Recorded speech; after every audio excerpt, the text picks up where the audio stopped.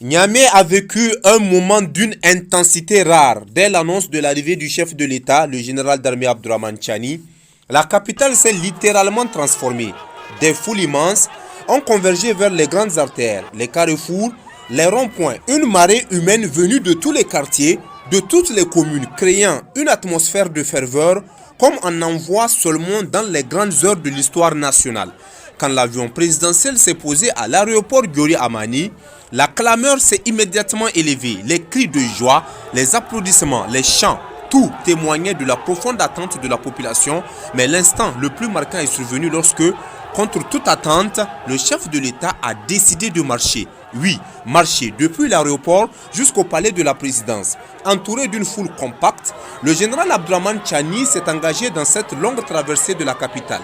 Foulant chaque pas au rythme des acclamations, sur son passage, les habitants sortaient de partout, des concessions, des marchés, des ateliers, des kiosques, pour vivre ce moment historique.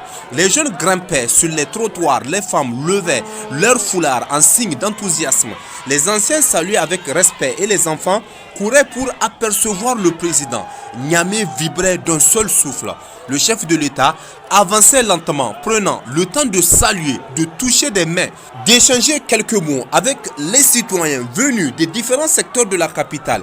Chaque rue traversée devenait une scène d'union nationale. Chaque village révélait une foule encore plus dense que la précédente. La capitale donnait l'image d'une ville rassemblée, debout, unis autour de son dirigeant. Ce cortège à pied, inédit par son ampleur, a offert un spectacle de communion totale.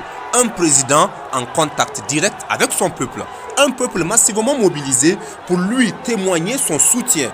De l'aéroport jusqu'aux portes de la présidence, le chef de l'État n'a jamais quitté cette vague humaine qui l'accompagnait comme pour prolonger à travers chaque pas l'élan de confiance et d'adhésion populaire. En ce jour exceptionnel, Niamey n'a pas seulement accueilli son président, elle a écrit une page forte de son histoire portée par une ferveur populaire d'une intensité remarquable.